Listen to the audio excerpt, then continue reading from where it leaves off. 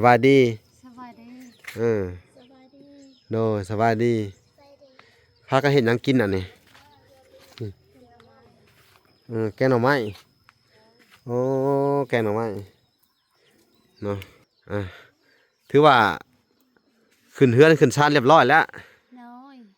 เป็นจังได้ขึ้นเฮือนใหม่ว่าได้เป็นยังไงยันว่าฝันดีฝันหยังบ่มี อุ๊ย ที่นอน นอนหลับสบายเลยเออมื้อน่ะเฮ็ดหยังให้เขากินมื้อน่ะขึ้นเฮือนเนาะเฮ็ดหวาน เออ ขาไก่ขาไก่อีกน้อย คนหลายบ่มาขึ้นเฮือนเจ้าบ่ได้หลายทุนเออหลายสองสามคนนี่นะกะยามันเฮ็ดเพราะเอาพิธีเนาะน้อยเฮ็ดซะเฮามีเนาะน้อย เงินคำที่เวลาให้ก็เอาไว้เด้อน้อยเอาไว้ใช้จ่าย เป็นได้ข้าวน้ำตาปลาก็เอามาไว้ในเฮือนใหม่นี่แล้วว่าน้อยยันไก่มันกินเนาะฝนบ่ได้ตกบ่บ่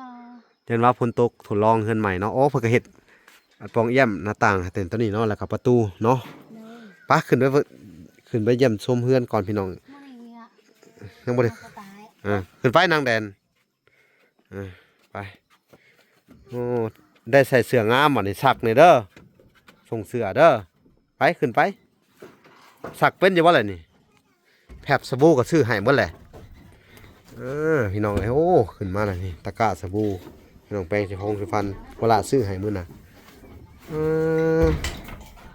โอ้นี่เนาะน้อยคักแล้วบัดนี้เนาะน้อย โอ้คือค้างผมแพ้ปกที่ซื้อให้มื้อนั้นเนาะน้อยศาสตร์กับคำพ่อก็เอามาปูอืม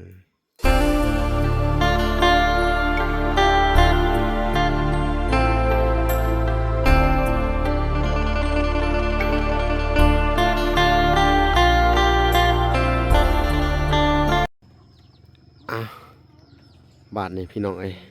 เฮาก็มาต่ออยู่ทางอันเพื่อนบุญมีต่อพี่น้องเนาะกับสบายดีพ่อแม่พี่น้องมาเบิดสู่ขู่สู่คนพี่น้องเนาะกันยินดีเข้าสู่ช่อง YouTube พละสายบุญเนาะคุณธรรมคือเก่าพี่น้องเส้นเก่าเส้นเคยพี่น้องทักทายสบายดี FC ทางฝั่งไทยและ FC ทางฝั่งลาวพี่น้องที่รับชมมาหลายอยู่เนาะ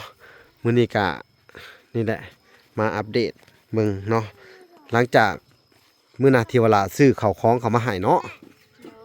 สบายดีสบายดีสบายดีโดสบายดีพากันเห็นหยังกินอันนี้แกงหน่อไม้โอ้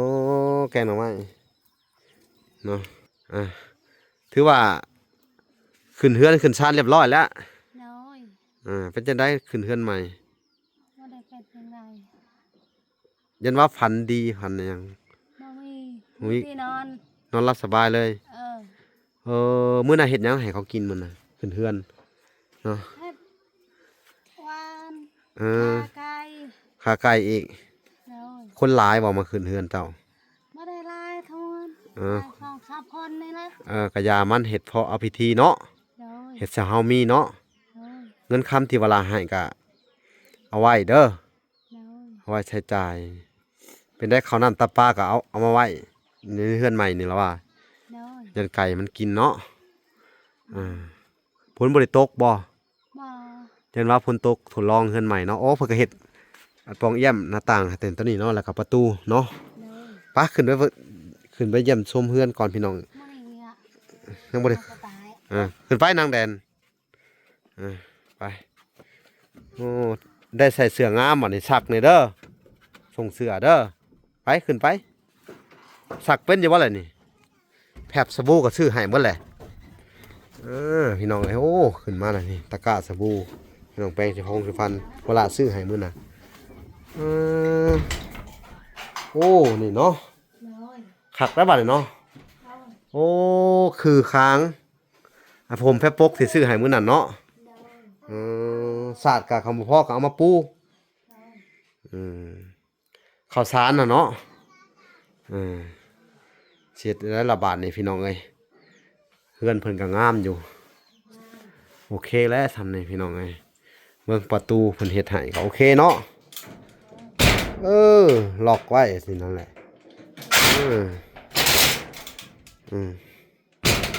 โ โอเคเนาะได้ซื้อก้อนหลอกมาให้อีกลืมพี่น้องเอ้ยนาปองเอี่ยมพี่น้องเอ้ย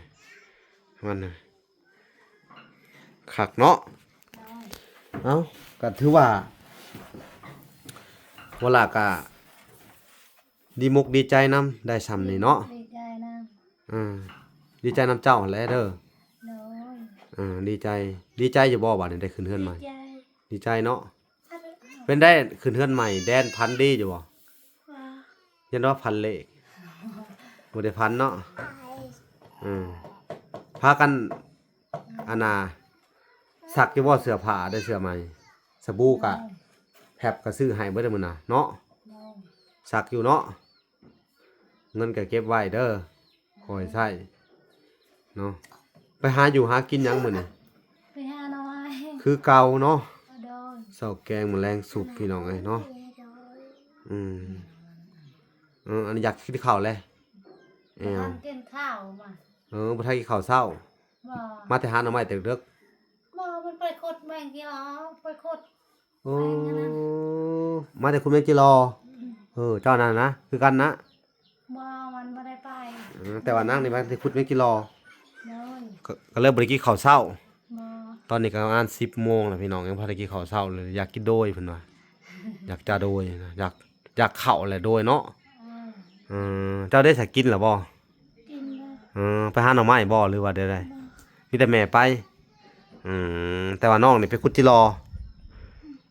ซอยกันทำมาหากินว่าสิเด้อ อันนี้ก็ไปตักน้ โอ้ไปตักน้ำกิน ำโดย คือบ่กินในนี่บ่ได้บ่นี่ มันจะ ยาก มันจะ อ๋อไปตักน้ำกินเนาะไปหาบอยู่ใส่น้ำกินน่ะโอ้ดีแหละซอยแม่เด้อซอยแม่เฮ็ดเวียกเด้อพี่น้องเอ้ยเอากับผู้ดีแหละพี่น้องเอ้ยสิเพิ่นก็นอนกันหาคนเฮือนนี่เนาะ หลบแดดหลบฝนได้แล้วพี่น้องเอ้ยดีมกดีใจนำเด้อสู้ๆอดเอาก่อนพี่น้องเอ้ยเฮาละก็สิคอยมาเบิ่งมาอันนั้นอยู่เรื่อยอยู่ดอกอืมอันนั้นก็ภาษาเด็กน้อยเนาะจะเฮ็ดจังไดพี่น้องเอ้ยเจ้ากินข้าวเช้าแล้วบ่ โดย อ๋อจังไปหาอันนั้นเนาะไปหาหน่อไม้ได้หลายบ่หน่อไม้ บ่บ่ได้หลายไปหาตามมานี่เนาะ ตามห้วยนี่ หวยตัวนี้มันบ่ได้ตายนะไม้ บ่ได้หลายเนาะบัดนี้ก็นี่แหละพี่น้องบางคนก็ว่าให้เฮ็ดหน้าตรงหน้าต่างก็ชื่อสภาพนี่แหละพี่น้องถ้าเฮ็ดหน้าต่างนี่โอ้จะมันเป็นปล่องเป็นหูหลายเนาะเฮาเฮ็ดแต่ข้างนี่ให้เพิ่นลมก็เย็นอยู่เนาะผัดมาอยู่พี่น้องนี่ผัดมาอยู่ แต่ถ้าว่าล่ะก็บอกสร้างให้เพิ่นเฮ็ดอันนี้ให้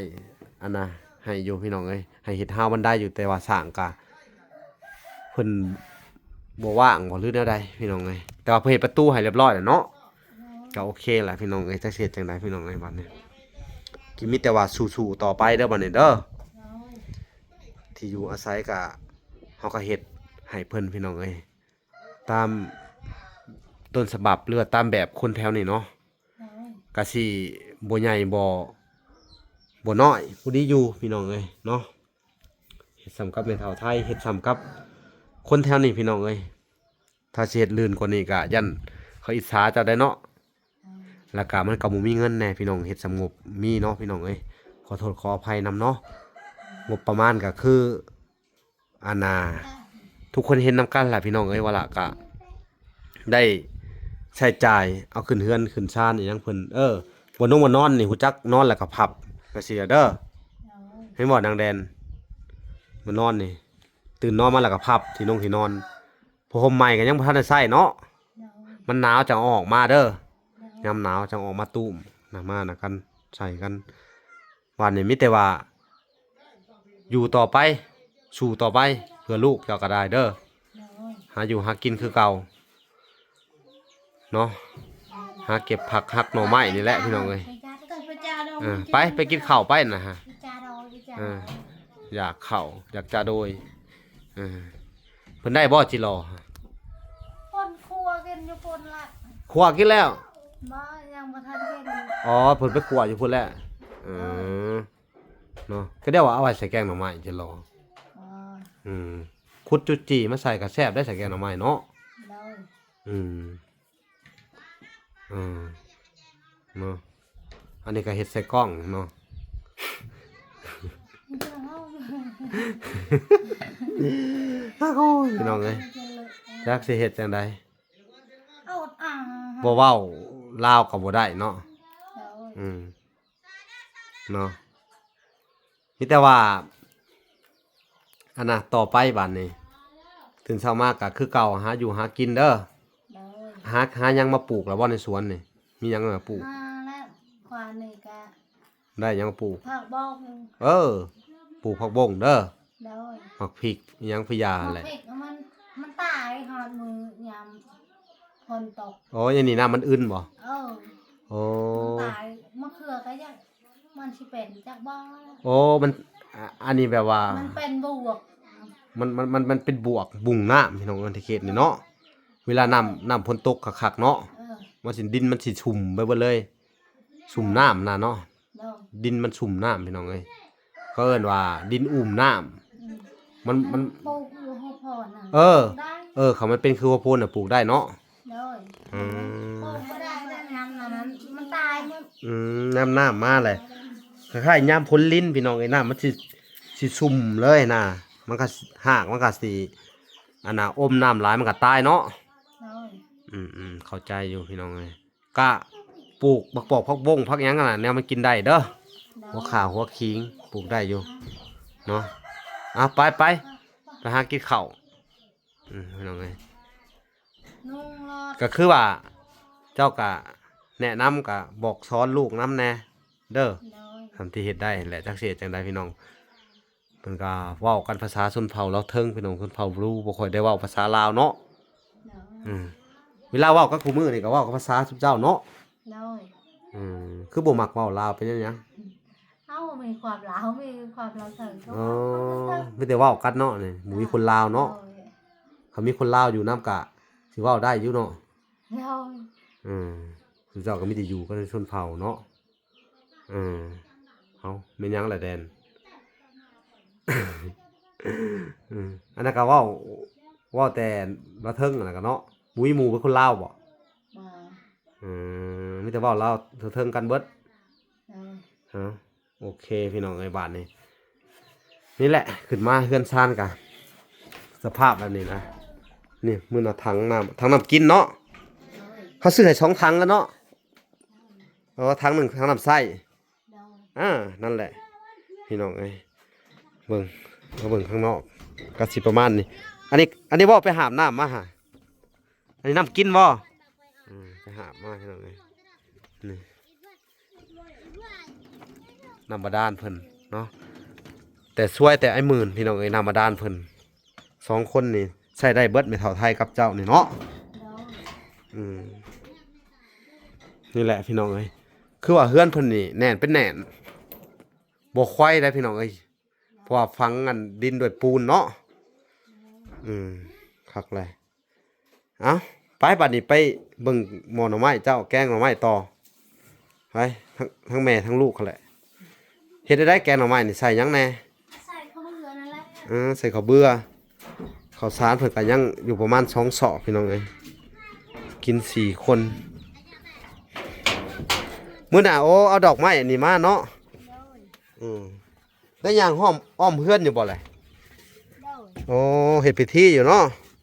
เฮ็ดพิธีตามมันชนเผ่าเพิ่นเคยเฮ็ดอันนี้หม้อไม้เนาะต้มนี่หน่อไม้เนาะนี่พี่น้องเอ้ยอาหารหลักเนาะของกินหลักๆพี่น้องเอ้ยก็คือแกงหน่อไม้พี่น้องเอ้ยห้องลงมากับจิรอเนาะพอสิหาได้อยู่แมงไม้อย่างอื่นกับบ่ค่อยมีพี่น้องเอ้ยมันแห้งแล้งเนาะนี่แหละเฮือนซานเพิ่นพี่น้องเอ้ยอันนั้นครับเป็นอันน่ะพี่น้องเอ้ยเป็นบ่อน้ำบาดาลเนาะนี่ก็สิประมาณนี้แหละพี่น้องเอ้ยก็บ่ได้เข้ามา2-3 มื้อแล้วพี่น้องเอ้ยก็มาอัปเดตเบิ่งพี่น้องเอ้ย คือว่าเครื่องปลูกเพิ่นก็ติดแล้วได้นี่ต้นข่าหัวสิงไข่เนาะแต่ว่าเพิ่นปลูกผักบงไว้เพิ่นว่าแต่รอบนั้นน่ะเนาะแต่ว่าต้นข่าเพิ่นก็ปลูกไว้อยู่นี่แล้วหัวสิงไข่ปลูกไว้เนาะ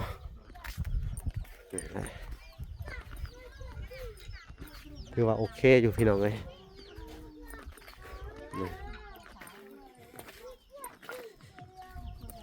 วันนี้ก็เป็นเฮือนครัวเนาะเฮ็ดครัวไว้เนาะกะละมังนี่เอานี่เอาไว้สักผ้าเนาะมุ้งอ่ะคือบ่เก็บไว้ดีๆล่ะมุ้งอ่ะคือบ่เข้าไปเก็บเฮือนเจ้าเห็นบ่มุ้งมันยังหานี่พี่น้องเอ้ยวันนี้ก็หาน้ำมามุ้งแอมไว้เด้อบ่ให้มันหัวลงก็ขึ้นไปตั้งไฟอยู่เทิงเฮือนก็ได้บัดนี้หรือแนวใดบัดยามฝนฮะดังในขี้ดินนี่หมักดังในขี้ดินเนาะนั่นแหละพี่น้อง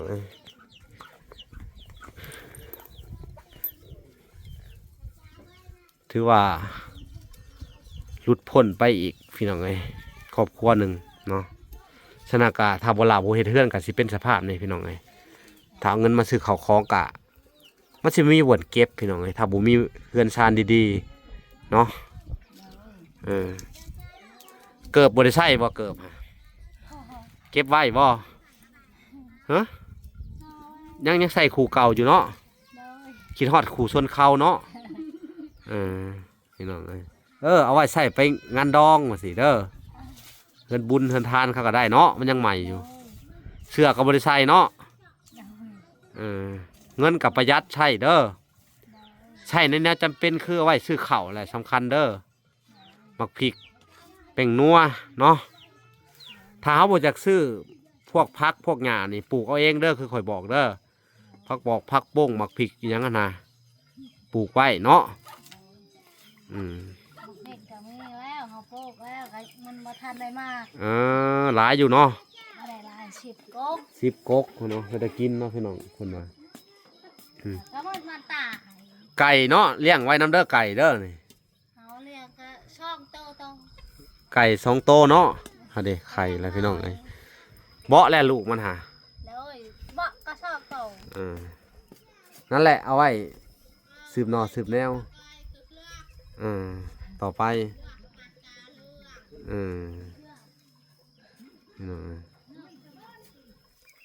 เอาบ้านนี้กาเวลากาสิได้ขอตัวก่อนพี่น้องรู้สึกว่ามันสิเที่ยงแหละหิวเข่าแหละพี่น้องเวลาสิได้ขอตัวกลับก่อนเพื่อสิได้ออกไปพุ่นอีกประมาณบ่าย 2 บ่าย 3พี่น้องก่อนอื่นเบิดก็ต้องขอบคุณผู้ใหญ่ทุกๆคนเนาะที่ช่วยให้สาวบุญมีหรือว่าทั้งบุญมีบ่อนอยู่อาศัยแล้วก็มีข้าวน้ำเนาะมีข้าวกินมีเครื่องใส่เนาะดีมกดีใจนำเด้อเอาขอบคุณผู้ใหญ่เนาะทุกท่านแล้วก็ผู้ที่ชื่อแน่บ่ได้ชื่อแน่เนาะคือว่าเว้ารวมเบิดผู้ที่ซอยมาในนี่ก็ขอให้บุญคำนำสู่เด้ออายุมั่นขวัญยืนร่ำรวยเงินทองปราศจากโรคภัยไข้เจ็บเนาะขอให้สุเจ้าอยู่ดีมีแห้งเนาะหลักๆก็เป็นแม่ตู้พี่น้องที่ว่าเพิ่น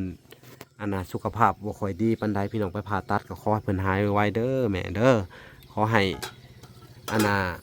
หายวันหายคืนกลับมาเป็นคนปกติคือเก่าสาธุเนาะทั้งเวลากะสิได้ขอตัวลำลาก่อนพี่น้องเข้ากลับไปหาครอบครัวนะพี่น้องโอเคสิได้เข้าไปหาบัวสีเนาะโอเคพี่น้องพบพอกันใหม่คลิปหน้าเนาะคลิปนี้ขอกล่าวคำว่าสบายดีและสวัสดีเนาะพอกันใหม่พี่น้องบ๊ายบาย